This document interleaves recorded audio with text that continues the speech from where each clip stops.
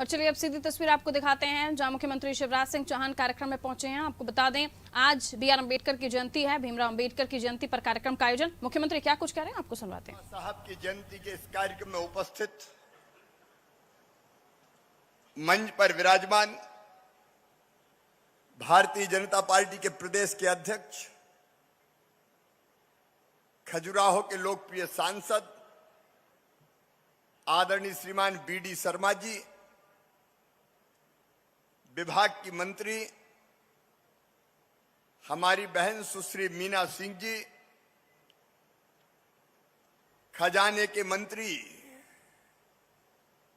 अभी वो कह रहे थे कि कितने हजार 19,000 करोड़ से ज्यादा रुपया दे दिए। अरे मेरे बहनों और भाइयों, हमने तो पूरे खजाने का मंत्री बना रखा है जगदीश देवड़ा जी को, जो अनुसूचित जाति से आते हैं। ताली बजा के स्वागत करो एक बार। अब घर का परसैया कोई कसर छोड़ेगा क्या? और जगदीश जी छोड़ना भी मत भाई। सबसे पहले गरीबों के लिए अपनी सरकार, भाई जगदीश देवड़ा जी पूरे प्रदेश में किसानों के सूखे खेतों की प्यास बुझाने का काम जिनके हाथ में दे रखा है, हमारे जल संसाधन मंत्री भाई तुलसी राम सिलावट जी, हमारे इलाज वाले मंत्री, कोरोना में दिनों रात कोरोना से बचाने का काम जिन्होंने किया, आदरणीय डॉक्टर प्रभुराम चौधरी जी, और उसी काम को चिकित्सा शिक्षा मंत्रालय से संपन्न करने वाले हमारे युवा मंत्री भाई विश्वास सारंग जी,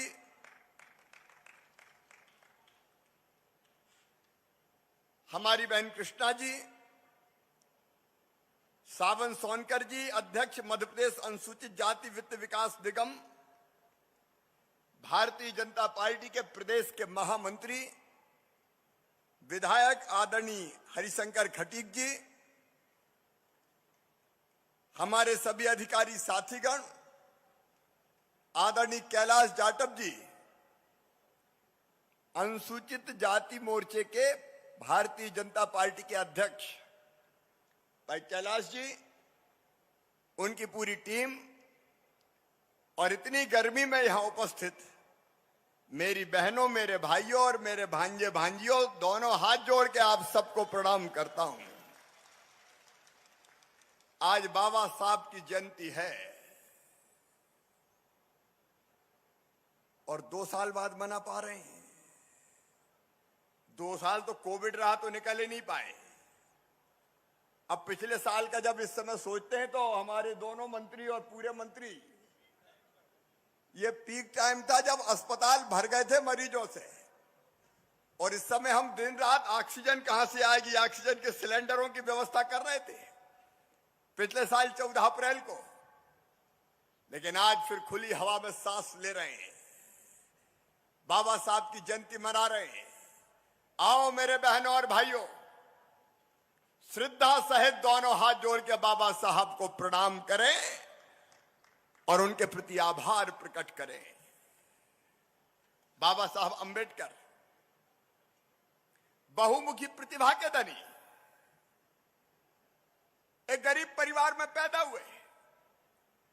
मैं अपने बेटा बेटियों से कहना चाहता हूं, स्कॉलरशिप लेके पढ़ने गए, पहले मुंबई में पढ़ाई की, फिर अमेरिका में पढ़ाई की, फिर लंदन में पढ़ाई की, और पढ़ाई भी ऐसे की कि पूरे दुनिया भर के विद्यार्थियों को पीछे छोड़ के पूरी दुनिया में भारत का नाम रोशन किया तो बाबा साहब ने किया।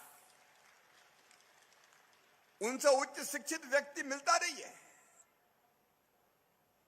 अद्भुत प्रतिभा के धनी। और मैं अपने बच्चों से सबसे पहले कहना चाहता हूं, जब बाबा साहब ये चमत्कार कर सकते हैं तो मेरे बेटा बेटियों तुम भी ये चमत्कार कर सकती हो। हम में से हर एक में क्षमता है, हर एक में प्रतिभा है। अब आप कल्पना कीजिए, स्वतंत्र भारत के पहले कानून मंत्री कौन? तो एक ही नाम ध्यान में आया, बाबा साहब। भारत का संविधान बनना था। बेटा बेटियों, ये साधारण घटना नहीं है। भारत का संविधान बनना था।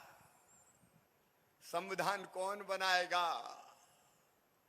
तो चाहे महात्मा गांधी हो, चाहे पंडित जवाहरलाल नेहरू हो, चाहे डॉक्टर श्यामा प्रसाद मुखर्जी हो, चाहे सरदार वल्लभ भाई पटेल हो, पूरे देश ने कहा एक ही व्यक्ति हमारे पास, डॉक्टर बाबा साहब अंबेडकर। आज देश जिस संविधान से चल रहा है, उस संविधान को बनाने वाले बाबा साहब, और अद्भुत संविधान दिया बाबा साहब। सब भेदभाव से रहित, पक्षपात ना हो, अन्याय ना हो, शांति, एकता, सद्भाव, प्रेम, भाईचारा, लेकिन सामाजिक न्याय भी हो। गरीब को न्याय मिले, जो सबसे पीछे और नीचे रह गए, जो विकास की दौड़ में पिछड़ गए, और जिनके साथ ऐतिहासिक रूप से अन्याय हुआ है, उनको न्याय देने की बात कही तो बाबा साहब ने कही।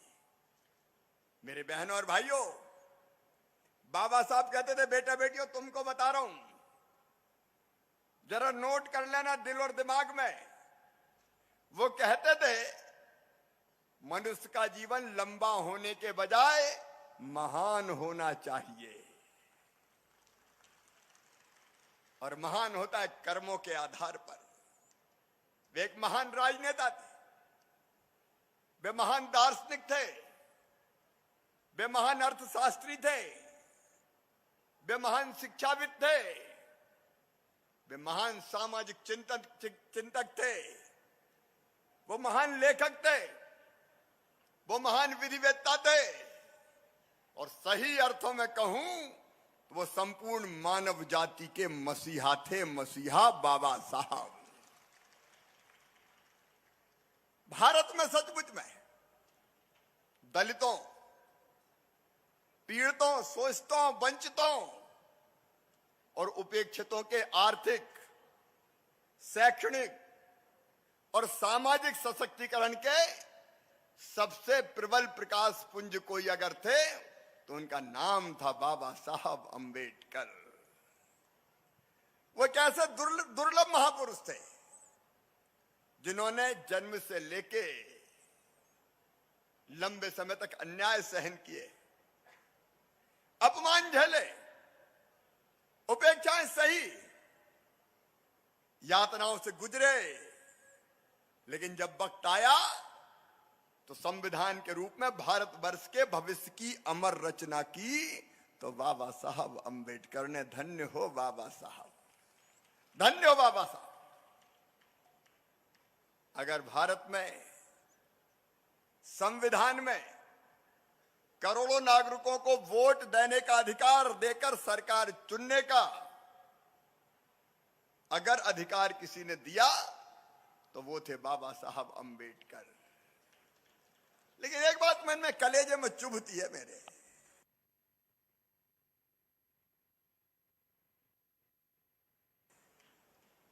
जिन बाबा साहब ने संविधान दिया, वोट का अधिकार दिया, उन बाबा साहब को कांग्रेस ने कोशिश ये की कि वो कभी उस अधिकार जो के कारण संसद में चुनाव जीत के ना जा पाए।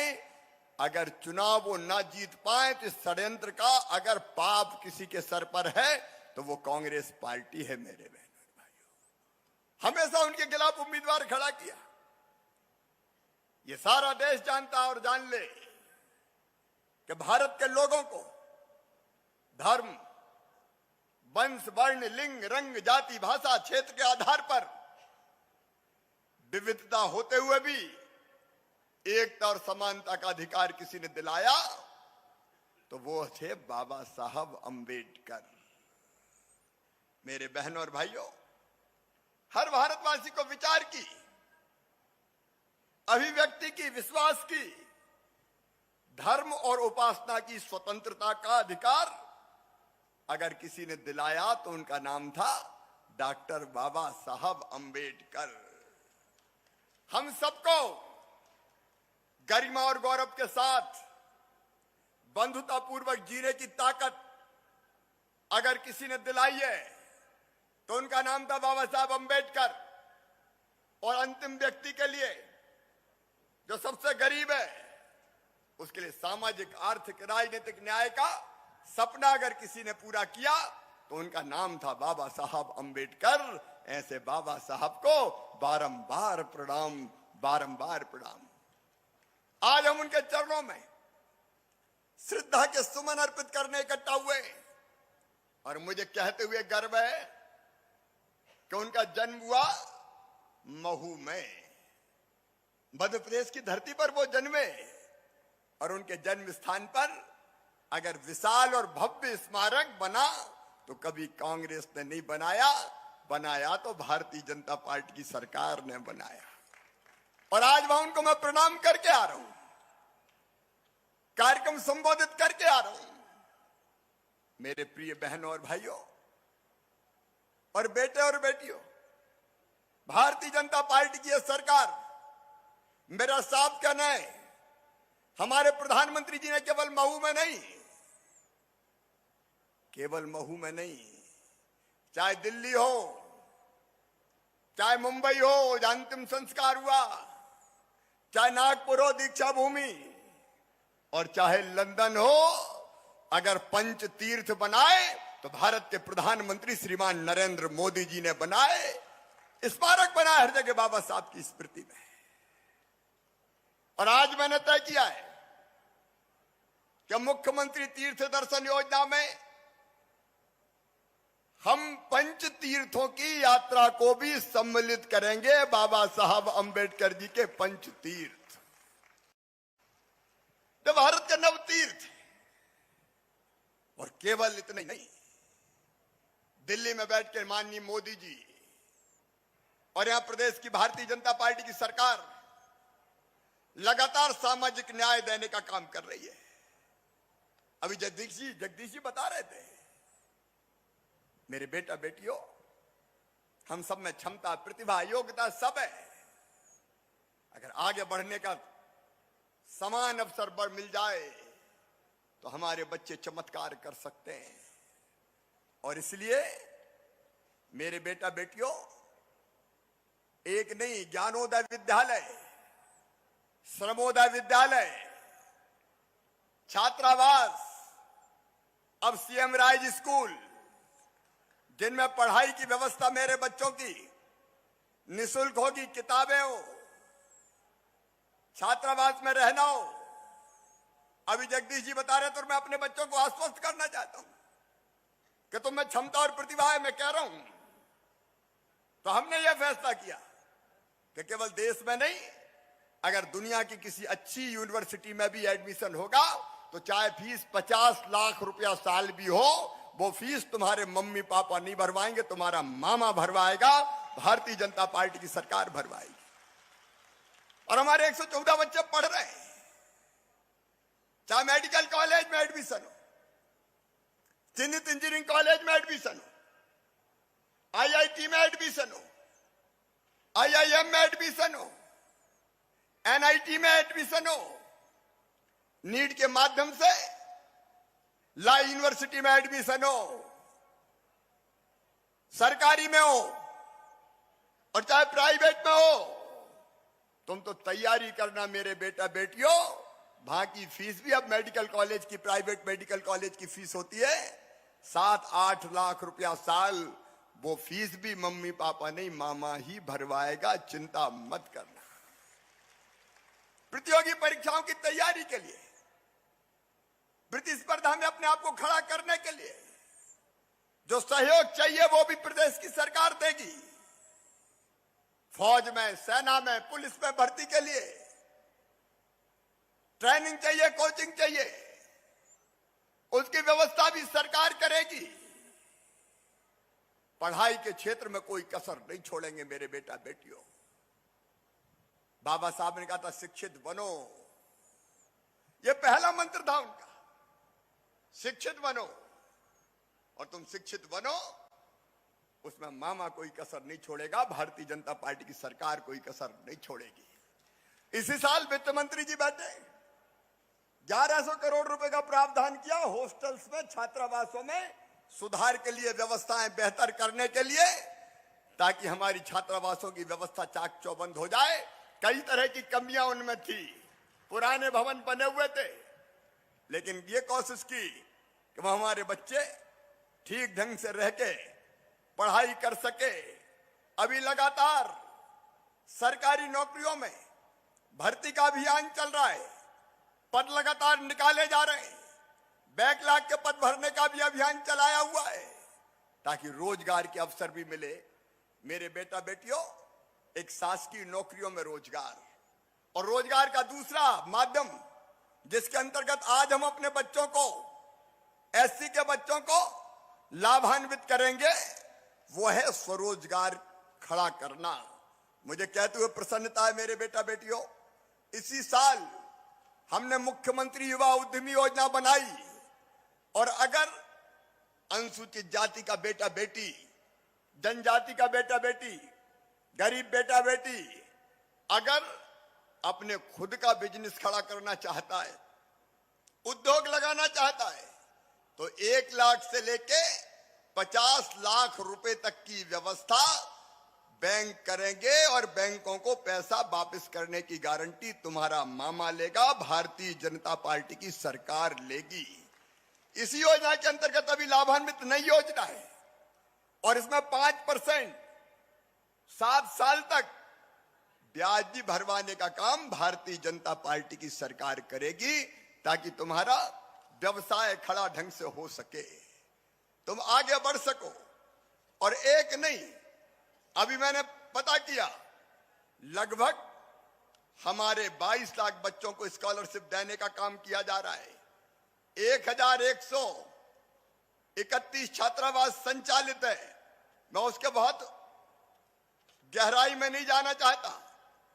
मुख्यमंत्री मेधावी छात्र योजना, विभिन्न प्रतियोगी परीक्षाओं के लिए सहयोग करने का सवाल, सब में सरकार को आपके साथ खड़ा करने का काम किया है। एक और योजना, डॉक्टर भीमराव अंबेडकर आर्थिक कल्याण योजना। अगर किसी को छोटा मोटा लोन चाहिए, बड़ा उद्योग नहीं डालना, तो उसके लिए भी 1 लाख रुपए तक की योजना, जिसके ब्याज की भरपाई प्रदेश की सरकार करेगी, वो डॉक्टर बाबा साहब भीमराव अंबेडकर आर्थिक कल्याण योजना हमने प्रारंभ करने का फैसला किया है। मुख्यमंत्री अनुसूचित जाति विशेष परियोजना के अंतर्गत बेटा बेटियों को स्वरोजगार के लिए, कौशल उन्नयन के लिए, और कोई इनोवेशन अगर तुम्हारे दिमाग में नवाचार अगर करना चाहते हो, तो 2 करोड़ रुपए तक का लोन और अनुदान दिया जाएगा, ताकि बेटा बेटियों के आगे बढ़ने का मार्ग हम प्रशस्त कर सकें। मैं इतना ही कह सकता हूं कि मेरे बेटा बेटियों, आप ध्यान दो पढ़ाई पे। पढ़ाई के बाद देखो, हर महीने में एक दिन रोजगार दिवस के रूप में भारतीय जनता पार्टी की सरकार बनाती है। हमने 12 जनवरी को स्वामी विवेकानंद जी की जयंती से यह अभियान प्रारंभ किया था, और 12 जनवरी को 5,26,000 बेटा बेटियों को स्वरोजगार का लोन दिलवाया था। उसके बाद 16 फरवरी को 5,04,000 को, उसके बाद 31 मार्च को 3,33,000 को, और यह अभियान हर महीने जारी रहेगा, ताकि हमारे बेटा बेटी अपने स्वरोजगार के अवसरों को खोज के खुद के पैरों पर खड़े हो सकें। स्वतंत्रता, समानता के साथ आगे बढ़ने का अधिकार, और उसके लिए पूरी सहयोग और सहायता। मैं बच्चों को कहना चाहता हूं, वो आगे बढ़े, सरकार कोई कसर नहीं छोड़ेगी। डॉक्टर बाबा साहब अंबेडकर ने सबको समानता का अधिकार दिया। मैं आज प्रदेशवासियों से यह भी कहना चाहता हूं, यह भारतीय जनता पार्टी की सरकार है। सरकार की नजर में सब बराबर है। समानता, सद्भाव, भाईचारा, बिना किसी वर्ण के, बिना किसी लिंग के, बिना किसी जाति के, बिना किसी धर्म और संप्रदाय के लिए जो बाबा साहब ने किया है, हम उस रास्ते पर चलेंगे। सबको न्याय, कोई पीछे ना रह जाए। और ये कई तरह की योजनाएं, अब ये प्रधानमंत्री जी को मैं बहुत हृदय से धन्यवाद देना चाहता हूं। कोविड काल में शुरू किया उनने, गरीबों को 5 किलो प्रति व्यक्ति फ्री राशन। अब वो राशन जारी रहेगा, दिवाली तक लगातार जारी रहेगा, क्योंकि जो गरीब परिवार है उनको भोजन की दिक्कत ना रहे। फ्री में 5 किलो प्रधानमंत्री जी दे रहे हैं, 1 रुपया किलो मुख्यमंत्री अन्नपूर्णा योजना का, यह गरीब बहनों और भाइयों के लिए, ताकि भोजन की कोई दिक्कत ना हो। रविदास जी महाराज ने कहा था, चाहूं ऐसा राज में जहां मिले सभी को अन्न, छोट बड़ सब सम रहे, रविदास रहे प्रसन्न। पहली चीज रोटी की व्यवस्था, और इसलिए ये निःशुल्क राशन अनुसूचित जाति के भाई बहनों से भी करना चाहता हूं, बाकी गरीब भाई बहनों से भी करना चाहता हूं। मध्य प्रदेश में हमने अभियान चलाया हुआ है, और आज मैं फिर कह रहा हूं, डॉक्टर बाबा साहब अंबेडकर जी की जयंती पर मेरे गरीब बहनों और भाइयों, प्रधानमंत्री जी का संकल्प है, मध्य प्रदेश की भारतीय जनता पार्टी का संकल्प है, मध्य प्रदेश की धरती में कोई गरीब, अनुसूचित जाति का, जनजाति का, अन्य कोई बिना पक्के मकान के नहीं रहेगा। सबको पक्का मकान बनाने का पैसा दिया जाएगा, कोई वंचित नहीं रहेगा। और इस साल हमने, मेरे मंत्रिमंडल के साथ ही बैठे, 10,000 करोड़ रुपए का प्रावधान किया है, 10,000 करोड़ रुपए का। 10 लाख मकान इस साल बनाएंगे, 10 लाख मकान अगले साल बनाएंगे, 10 उसके बाद बनाएंगे। पूरे प्रदेश में 30 लाख लोगों की सूची बनी है। 3 साल में 30 लाख मकान बना के हम ये व्यवस्था कर देंगे कि कोई गरीब झोंपड़ी में नहीं होगा, सबके अपने पक्के मकान होंगे। ये बाबा साहब ने कहा था। अगर गरीब है तो उनको भी जीने का हक है, उनको भी मुस्कुराने का अधिकार है, और इसलिए सबके मकान बने। ये अभियान चला रहा। और एक बात और, डॉक्टर प्रभुराम जी बैठे, जब हम लोग गए थे पृथ्वीपुर, तो एक जगह हमको रोक के कहा था, और अपने लोग ज्यादा थे जिनने ये कहा था कि रहने की जगह ही नहीं है रे मामा। तो मैंने कहा रह कहाँ रहे हो? अरे बोले छोटी सी टपरिया है। और बोले कितने रह रहे हैं हम? मैंने कहा बताओ। कहने लगे एक जरा सा कमरा और आधा और उसके बगल में, उसमें हम 40 आदमी रह रहे हैं। मैंने कहा 40 कैसे? देखो बोले दादाजी की थी, दादाजी के 4 बेटा हो गए, 4 बहुएं आ गई, तो 8 हो गए। अब 8 के 4 और है, तो सोचो लोग कितने हो गए। तो अब बोले रहे कहां जे? तो बता दो मामा तुम। मैं सच कह रहा हूं, उसी दिन हमने योजना बनाई, और मेरे सब भाई बहन जो यहां बैठे हैं वो भी सुन लें, और जो मुझे टीवी पे सुन रहे हैं वो भी सुन लें। हमने योजना बनाई मुख्यमंत्री भू आवासीय अधिकार योजना, और उस योजना के अंतर्गत सब सुन लें, अगर एक घर में कई लोग रह रहे हैं तो प्रत्येक परिवार को, परिवार का मतलब पति, पत्नी और उसके बच्चे, मतलब एक परिवार। ऐसे में अगर 4 परिवार रह रहे हो एक ही घर में, 4 बहू, 4 बेटा, उनके बेटा बेटी, तो वो एक ही परिवार उसमें रहेगा।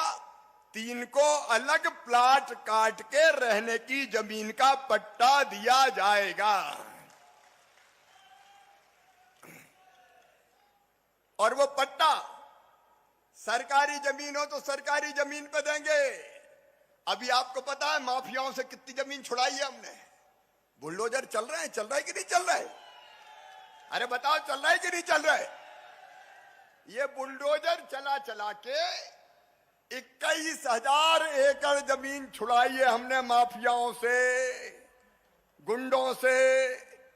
कितने एकड़ छुड़ाई है?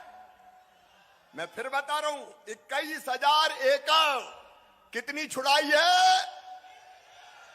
और सुनो रे मेरे बहनों और भाइयों, ये 21,000 एकड़ गरीबों को बांट दी जाएगी। बड़े बड़े गुंडों ने, दबंगों ने कब्जा कर रखा था। ये सोच लिया तो अपने बाप का ही राज है। अब ये सब दफन किए जा रहे हैं। गरीब को उसका हक देंगे, इसमें से गरीब को उसका अधिकार देंगे। पोर्टल बन गया, आवेदन आएंगे, परीक्षण करेंगे। अरे भगवान ने इतना अधिकार तो दिया है और बाबा साहब ने भी दिया है कि इतनी जमीन का टुकड़ा तो सबके पास हो रहे कि जिसमें अपने बच्चों के लिए घर बना कर रह सके। अभी तक अन्याय होता रहता कांग्रेस की सरकारों में। अब ये अधिकार देके मालिक बनाने का अभियान हम चला रहे हैं। बड़ा बंगला ना हो, छोटा सा तो घर हो, जहां गरीब भी चैन से रह सके, उसके बच्चों के चेहरे पर भी, होठों पर भी मुस्कुराहट आ सके। यही सामाजिक न्याय है मेरे बहनों और भाइयों। और इसलिए यह तय कर रहे हैं मेरी बहनों, गांव गांव में स्वयं सहायता समूह हम बना रहे हैं। कई बहनें भी गरीब परिवारों से, जिसमें अनुसूचित जाति की बहनें बहुत बड़ी संख्या में, समूह बना के बैंक लिंकेज दिला रहे हैं। अलग अलग चीजें हमारी बहनें बना रही है। बहनें दीदी कैफे चला रही है, बहनें साड़ियां बना रही है, बहनें स्कूल की ड्रेस सिल रही है, बहनें खेल खिलौने बना रही है, अलग अलग चीजें बना रही है, अलग अलग चीजें बना रही है। मेरी कोशिश है मेरी बहनों कि हर गरीब बहन की आमदनी कम से कम 10,000 रुपया महीना होनी चाहिए। और कई बहनों की हुई है। तेजी से आजीविका मिशन के साथ जुड़ो मेरी बहनों, ताकि हम गरीबी दूर कर सकें। हम केवल गरीब रहने के लिए पैदा नहीं हुए, अगर इस धरती पर आए हैं तो अपने परिश्रम और सरकार की योजनाओं के माध्यम से हम भी अच्छा जीवन जिएंगे। वो दिन लाने के लिए भारतीय जनता पार्टी, जिसकी बात बाबा साहब ने कही थी। और मेरे बहनों और भाइयों, इलाज की व्यवस्था, आप जानते हैं अगर बीमार हो जाए तो हालत क्या होती है। आयुष्मान भारत योजना प्रधानमंत्री जी ने बनाई और उस योजना के अंतर्गत इस बात का प्रावधान है कि अगर कोई बीमार होता है, आयुष्मान कार्ड धारी, मतलब गरीब, अनुसूचित जाति जनजाति, अन्य गरीब भाई बहन, तो सरकारी अस्पताल में तो इलाज हो गई, लेकिन 5 लाख रुपए तक का जरूरत पड़ी तो प्राइवेट अस्पताल में भी इलाज फ्री में करवा के दिया जाएगा, ताकि धन्नू कल्ला पन्नू लल्ला मन्ना भी ढंग से इलाज करवा पाए। रोटी कपड़ा, मकान, पढ़ाई, दवाई और रोजगार का अभियान जो बाबा साहब ने कहा था, भारतीय जनता पार्टी की सरकार पूरी शिद्दत के साथ, गंभीरता के साथ पूरा करने का प्रयास कर रही है। इसमें कसर नहीं छोड़ेंगे। जिंदगी बदलना है आपकी। प्रधानमंत्री भी कहते हैं मोदी जी, गरीब की जिंदगी बदलना है। वैसे तो मोदी जी ने जिंदगी बचाई भी है। टीका जो लगा है कोरोना का, कई देश में फैला है अभी भी। कोविड अपने आप नहीं है। क्यों नहीं है? क्योंकि मोदी जी ने वैक्सीन बना दी। सबने टीका लगवा लिया कि नहीं? अरे हाथ उठाओ, कौन कौन ने लगवाया।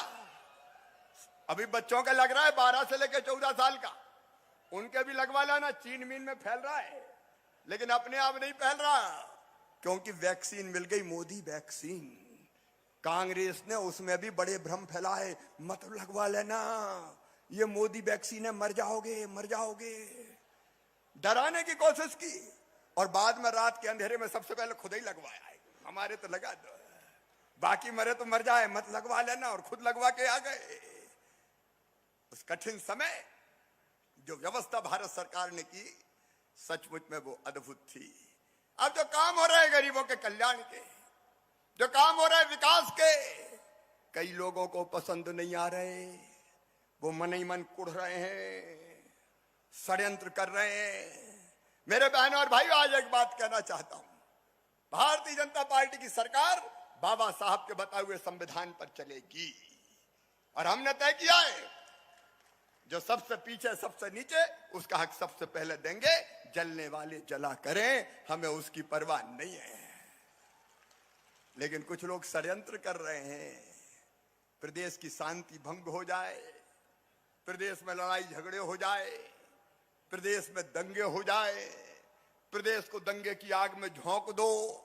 मेरे प्रदेशवासियों सुनो, आपका मुख्यमंत्री कह रहा है सरकार की नजर में सब बराबर है, किसी भी जाति के हो, किसी भी पंथ के हो, किसी भी धर्म के हो, किसी भी वर्ण के हो, किसी भी लिंग के हो, कोई भेदभाव नहीं, सब समान है, सब बराबर है। आम जनता के लिए फूल से ज्यादा कोमल हमारी सरकार। लेकिन जो दुष्ट हैं, जो बदमाश हैं, जो गुंडे हैं, जो गरीब का खून पीते हैं, जो गरीब का खून चूसते हैं, बताओ उन पे बुलडोजर चलना चाहिए कि नहीं? अरे सब बताओ, चलना चाहिए कि नहीं?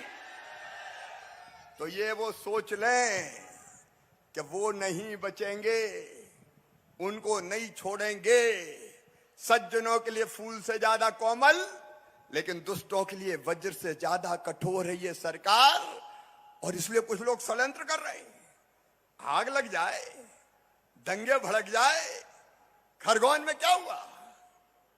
मेरे खरगोन के और पूरे प्रदेश के बहनों और भाइयों, मैं आपसे शांति और सद्भाव बनाने की अपील करता हूं। अपनी सुरक्षा के लिए और सम्मान के लिए कोई चिंतित ना रहे। मैं साफ कह रहा हूं, किसी वर्ण के हो, किसी पंथ के हो, किसी धर्म के हो, भारतीय जनता पार्टी की सरकार सबके लिए है। लेकिन अगर किसी ने दंगा फैलाया तो मामा छोड़ेगा नहीं किसी भी कीमत पे। और ये कुछ लोग हैं जो गड़बड़ करते हैं, कुछ लोग हैं जो गड़बड़ करने की कोशिश करते हैं। तो दंगाइयों के खिलाफ कड़ी कार्रवाई जारी रहेगी। अब बताओ, खरगोन में गरीबों के घर जल गए भाई, अनुसूचित जाति के लोग भी थे, छोटे छोटे मकान, घर जला दिए। अब बताइए, ऐसे लोग जिन्हें घर जलाया उन पर कार्रवाई होना चाहिए कि नहीं होना चाहिए? अब दिग्विजय सिंह को उसमें भी दर्द होता है। कार्रवाई कैसे हो गई? झूठे फोटो पोस्ट कर रहे हैं, पता नहीं कहां का उपासना स्थल भाई झंडा लगा दिए, बता दिया कि ये मध्य प्रदेश में लगा है। अरे झूठो, कुछ तो शर्म करो रे। ये प्रदेश में आग लगाना चाहते हैं, लोगों को भड़का के शांति भंग करना चाहते हैं, ताकि अच्छे काम से लोगों का ध्यान हट जाए। मैं फिर कह रहा हूं, किसी भी जात पात उपासना धर्म किसी को घबराने की जरूरत नहीं है। भारतीय जनता पार्टी की सरकार सबको सम्मान देगी, सबको सुरक्षा देगी, भाईचारा कायम रखिए। हां, गड़बड़ करने वालों के खिलाफ कार्रवाई होगी भाई। उनको तो दिग्गी राजा तुम नहीं बचा सकते, तुम कुछ भी कर लो। उसी पे पता नहीं क्या क्या बोलते घूम रहे। अपने प्रदेश की सामाजिक सद्भाव को कायम रखिए। सारे त्योहार धूमधाम से और उत्साह से मनाएं, लेकिन भाईचारे से मनाएं। आने वाले समय हनुमान जयंती हो, गुड फ्राइडे हो, ईद हो, प्रेम से भाईचारे से मनाइए। सरकार सबके साथ है। और जिनने घर जलाए हैं उनके खिलाफ कार्रवाई होगी, लेकिन जिनके घर जले वो चिंता नहीं करें, मामा फिर से घर बनवाएगा, फिर से खड़ा करेंगे, हम चिंता नहीं करें। अभी तो हम करेंगे, लेकिन बाद में जिनने जलाए हैं उनसे ही वसूल करूंगा, छोड़ूंगा नहीं। अपना प्रदेश शांति का टापू है, इसकी शांति भंग नहीं होनी चाहिए। क्योंकि ये सब योजना चलती तो कुछ लोगों को लगता है ये तो सब कुछ अच्छा ही होता चला जा रहा है, कुछ गड़बड़ हो जाए, कुछ गड़बड़ हो जाए। और इसलिए कार्रवाई की तो हमने सब पे की। देखो मेरे बहनों और भाइयों, मेरी बहनों, अगर कहीं किसी ने बेटी की तरफ गलत नजर से देखा, दुराचार किया, तो मैंने किसी को नहीं छोड़ा, गड़ा दिया। पता नहीं है कहां रहते थे आज। और सबके लिए आप पूरे प्रदेश में उदाहरण देख ले, जिसने भी किया उसके खिलाफ कार्रवाई। उसमें हमने धर्म नहीं देखा। आप अलग अलग कार्रवाई देख ले, आप सिवनी की देख ले, आप अशोकनगर की देख ले। आगर जिले में एक अल्पसंख्यक बिटिया, मेरे लिए वो भी लाडली लक्ष्मी है, उसके साथ अगर गड़बड़ करने की कोशिश की तो वहां भी बुलडोजर चला है, किसी को हमने नहीं छोड़ा। अगर रीवा में किसी ने संत का चोला पहन के गड़बड़ की तो उसको भी हमने नहीं छोड़ा।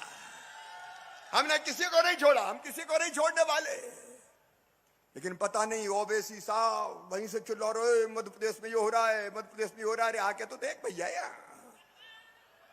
ये मेरा मध्य प्रदेश है, यहां सब सुरक्षित है, किसी जाति और धर्म के हो। यहां कार्रवाई होगी तो गड़बड़ करने वालों के खिलाफ होगी।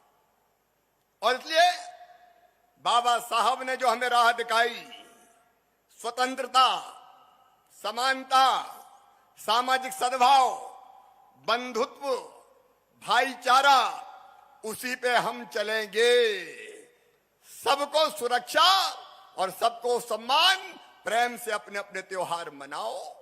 बस गड़बड़ करने वाला, उसकी कोई जाति नहीं होती, उसका कोई धर्म नहीं होता, उसका कोई पंथ नहीं होता, उसके खिलाफ कार्रवाई होगी। आगे बढ़ो मेरे बहनों और भाइयों, हम सब मिलकर आगे बढ़े। भारतीय जनता पार्टी की सरकार, ये मामा सबके संग है, सास की योजनाओं का लाभ उठाएं और अपने परिवार कैसे सुखी रहे इसकी चिंता करें। मैं बाबा साहब के रास्ते पर चलकर प्रधानमंत्री जी भी और मध्य प्रदेश का मुख्यमंत्री और भारतीय जनता पार्टी की सरकार आपकी जिंदगी बदलने का प्रयास करेगी। मैं एक बार फिर से बाबा साहब अंबेडकर के चरणों में प्रणाम करता हूं। बाबा साहब, आपने जो राह दिखाई है उसी पे चलते चलेंगे। आपको बारंबार प्रणाम, आपके चरणों में श्रद्धा के सुमन।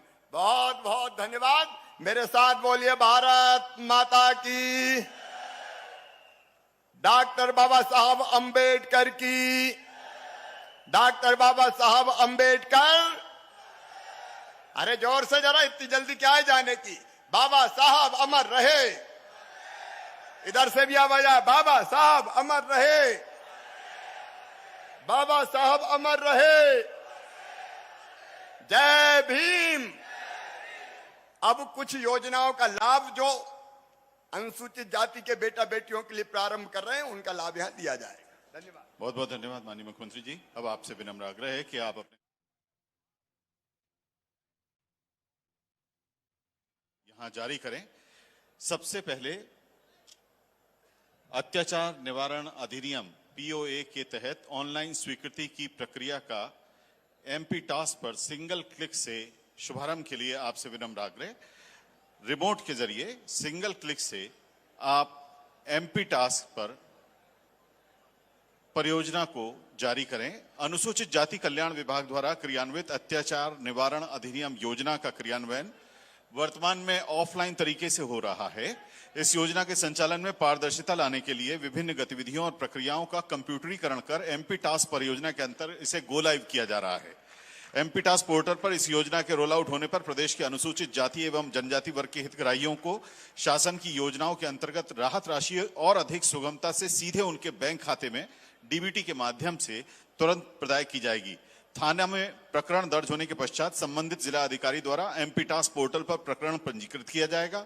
इस पंजीयन के दौरान पीड़ित से संबंधित जानकारियां, प्रकरण की धाराओं एवं एफआईआर की जानकारी दर्ज की जाएगी। पंजीकरण के उपरांत इस प्रकरण की रियल टाइम मॉनिटरिंग की जाएगी और पीड़ित को उसके बैंक खाते में राहत राशि का प्रदाय अतिशीघ्र सुनिश्चित कर लिया जाएगा। मुख्यमंत्री उद्यम क्रांति योजना के हितग्राहियों को स्वीकृति के आदेश के लिए माननीय मुख्यमंत्री जी से अब विनम्र आग्रह। मुख्यमंत्री उद्यम क्रांति योजना के तहत संत रविदास स्वरोजगार योजना के जरिए 3 अनुसूचित जाति के युवाओं को स्वीकृति के आदेश माननीय मुख्यमंत्री जी प्रदान कर रहे हैं। इनमें सबसे पहले श्री सूर्य पवार, आप भोपाल से हैं और फुटवेयर शॉप यानी जूते की दुकान डालने के लिए 20 लाख रुपए की लागत से अपना व्यवसाय शुरू करना चाहते थे। आपको 20 लाख रुपए की स्वीकृत राशि का स्वीकृति पत्र माननीय मुख्यमंत्री जी दे रहे हैं। ये राशि श्री सूर्य पवार जी को प्राप्त हो रही है। दूसरे हैं आइसक्रीम पार्लर के लिए श्री अतुल कुमार बंजारी जी। 17 लाख रुपए से आप आइसक्रीम पार्लर डालना चाहते हैं, जिसके लिए 8 लाख रुपए की स्वीकृत राशि माननीय मुख्यमंत्री जी श्री अतुल कुमार बंजारी जी को प्रदान कर रहे हैं, इसका स्वीकृति आदेश। और तीसरे हमारे हितग्राही भाई हैं रायसेन जिले से श्री रोहित जाटव जी। आप एमपी ऑनलाइन डालना चाहते हैं और इसके लिए 1,10,000 रुपए की राशि स्वीकृत कर उसका स्वीकृति आदेश माननीय मुख्यमंत्री जी आदरणीय श्री रोहित जाटव जी को प्रदान कर रहे हैं।